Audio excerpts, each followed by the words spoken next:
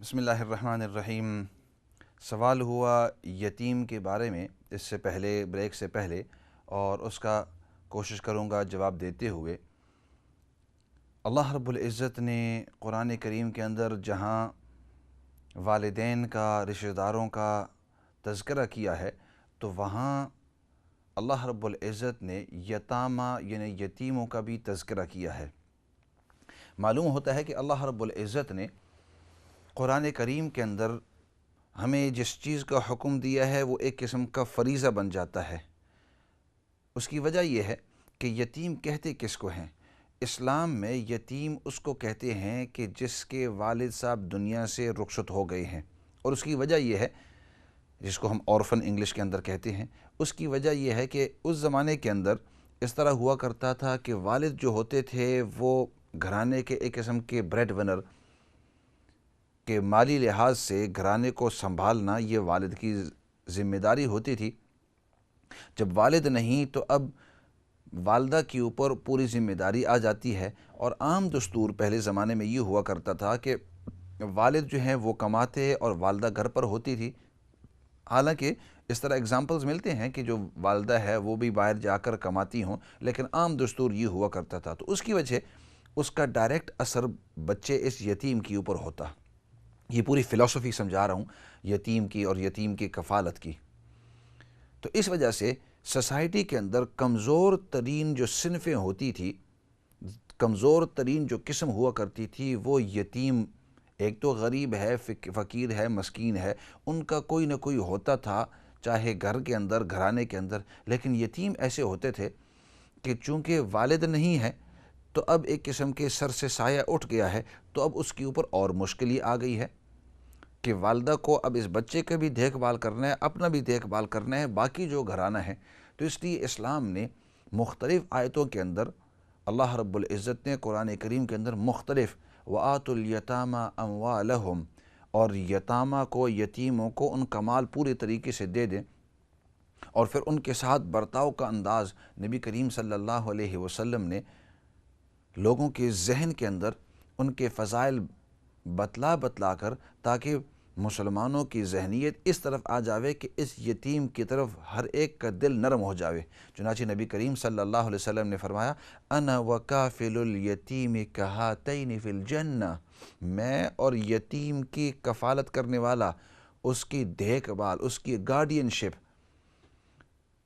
گارڈینشپ، یہ کفالت کرنے والا میں اور وہ اس طرح ہوں گے جنت کے اندر، مطلب بہت ہی قریب ہوں گے۔ جب ہم ایک دوسرے کو کہتے ہیں نا، یہ دونوں آپس کے اندر اس طرح جگری دوست ہیں، یعنی ایک دوسرے کا ان کے دل ملے ہوئے ہیں، ان کی جانیں ملی ہوئی ہیں، وہ بالکل نزدیک ہیں، اس طرح ہمیشہ چلتے پھرتے ہیں، تو ایک قسم کی یہ کہاوت ہوتی ہے، ایک قسم کا انداز ہوتا ہے دوسرے کو سمجھانے کے لیے کہ یہ دونوں شخص بہت قریب ہیں۔ تو نبی کریم صلی اللہ علیہ وسلم لوگوں کے دلوں کے اندر یتیم کی اہمیت، اس کی دیکھ بھال، کفالت کا صحیح مطلب گارڈینشپ، کہ اس کے اوپر آپ گارڈ کر رہے ہیں، اس کو پروٹیکٹ کر رہے ہیں، اس کے پورے جتنی بھی اس کی ضروریات ہیں وہ پورے انداز کے اندر اس کی پوری کر رہے ہیں۔ تو نبی کریم صلی اللہ علیہ وسلم نے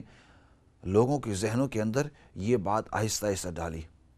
کہ جو شخص بلکہ ایک روایت میں آپ صلی اللہ علیہ وسلم نے یہاں تک فرمایا کہ یتیم کے سر کے اوپر جب تم ہاتھ پھیرتے ہو پیار کی وجہ سے، محبت کی وجہ سے،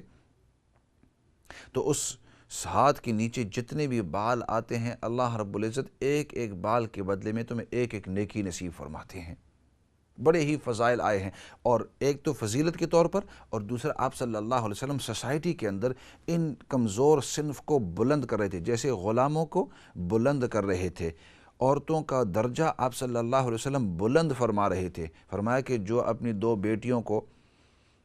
ان کی تربیت صحیح کرے، اور تربیت کرتے ان کو بڑا کر کے آگے ان کے تمام حقوق پورا کر دے، تو اللہ رب العزت اس کو جنت کے اندر داخل کر دیں گے ان اعمال کی وجہ سے۔ تو ایک صحابی نے عرض کی، یا رسول اللہ، اگر 2 کے بجائے ایک ہی بیٹی ہو اور اس ایک کو بھی اس نے بڑا کر دیا، تو آپ صلی اللہ علیہ وسلم نے فرمایا کہ اس کی وجہ سے اللہ رب العزت اس کو بھی جنت میں داخل فرما دیں گے۔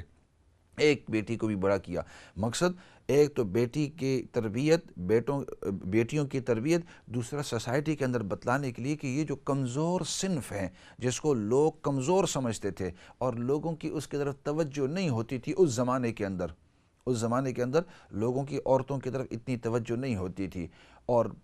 اسی طرح اس وقت جو یتیم تھے ان کی طرف اتنی توجہ نہیں ہوتی تھی، اور اسی طرح جو غلام صنف تھی اس کی طرف اتنی توجہ نہیں ہوتی تھی۔ نبی کریم صلی اللہ علیہ وسلم نے پوری جو سوسائٹی بنائی، پورا ایک اجتماعیت کی، اور پوری اجتماعیت بنائی،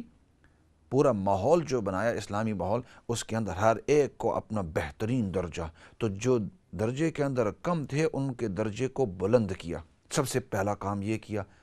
اسی وجہ سے غیر جو ہیں وہ کہتے ہیں کہ ہم حیران ہو گئے کہ ایک شخص نے آ کر پورے صلی اللہ علیہ وسلم، ایک شخصیت نے آ کر پورے نظام کو بدلا دیا، اور نظام کے ساتھ لوگوں کی جو ذہنیت تھی، سوچ تھی، سووں سال کی جو سوچ تھی، کلچر تھا، جو برتاؤ تھا لوگوں کے ساتھ، اس تمام کو بدلا کر ایک عجیب لیول کے اوپر لے آئے۔ اور وہی صحابہ، وہی لوگ جو پہلے عورتوں کو سیکنڈ کلاس سمجھتے تھے، بیٹیاں ان کی یہاں ہوتی تھی تو ان کو ایک آڑ جیسی محسوس ہوتی تھی، جس کی یہاں یتیم ہوتے تھے اس کو کمزور سمجھتے تھے اور اس کی طرف توجہ نہیں دیتے تھے۔ اور اسی وجہ سے اگر آپ واقعے کے اندر دیکھیں تو جب کچھ دائیاں آئی مکہ کے اندر اور آپ صلی اللہ علیہ وسلم اس وقت دنیا کے اندر تشریف فرما تھے، تو چونکہ آپ صلی اللہ علیہ وسلم یتیم ہو چکے تھے، آپ کے والد ماجد عبداللہ رضی اللہ تعالیٰ عنہ وہ دنیا سے رخصت ہو گئے تھے۔ آپ کی دنیا کے اندر آنے سے پہلے، آپ صلی اللہ علیہ وسلم کے دنیا کے اندر تشریف لانے سے پہلے آپ کے والد ماجد عبداللہ جو ہیں وہ دنیا سے رخصت ہو گئے تھے، آپ یتیم دنیا کے اندر آئے، پیدا ہوئے۔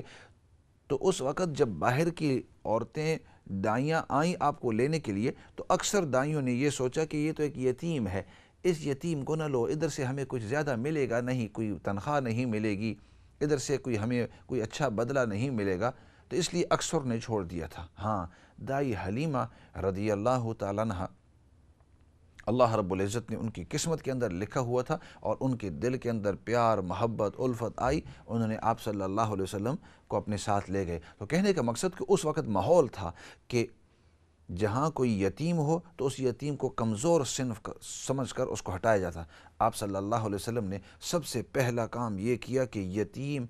کی جو صنف ہے اس کو بلند کیا، لوگوں کے دل کے اندر اس کی عزت رخ کی کہ یہ بڑی اچھے لوگ ہیں، اور جو شخص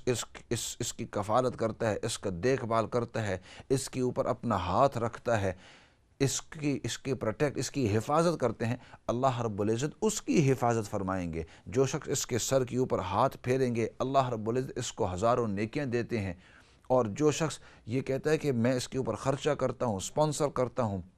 اور اس کا دیکھ بھال کرتا ہوں، تو اللہ رب العزت کل قیامت کے دن اس کو میرے قریب رکھیں گے، اتنا بڑا اس کو درجہ دیں گے۔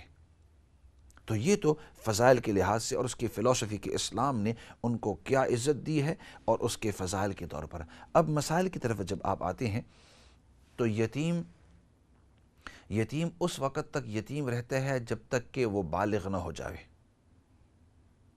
یتیم بچہ ہوتا ہے، بڑا جو ہو اس کے اوپر بعض اوقات لوگ کہتے ہیں کہ یہ یتیم ہے، لیکن حقیقتاً اسلامی نقطۂ نظر سے جب تک کہ وہ بالغ نہ ہو تو اس وقت تک وہ یتیم ہے۔ جب وہ بالغ ہو جائے تو اب ہم اس کو یتیم نہیں کہتے، اب وہ اپنے پاؤں پر کھڑا ہو جاتا ہے۔ اور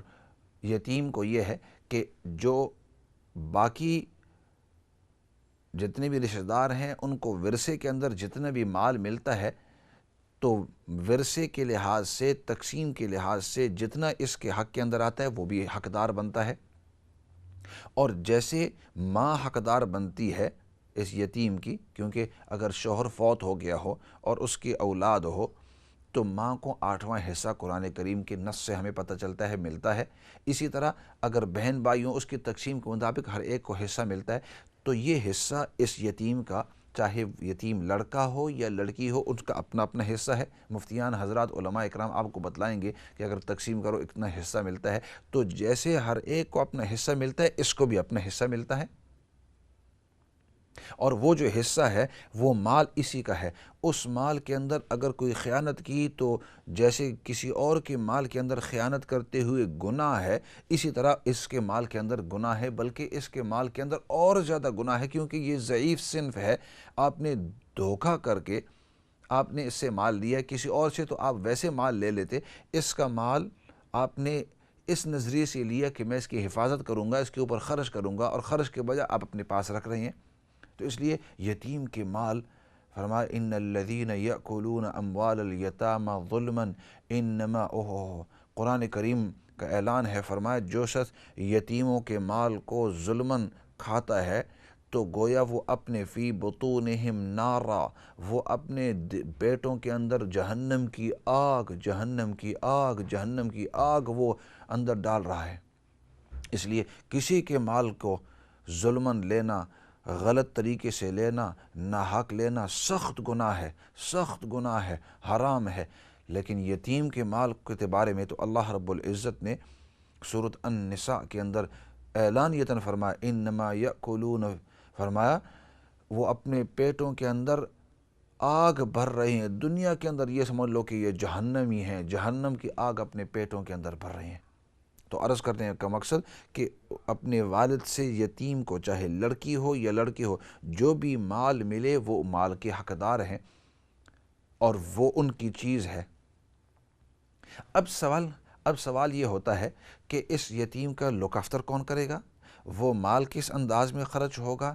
کون اپنے پاس مال رکھے گا؟ اور اگر اس کو وراثت کے طور پر کچھ نہیں ملا تو اس کے اوپر کون خرچہ کرے گا؟ ایسے کرتے ہیں،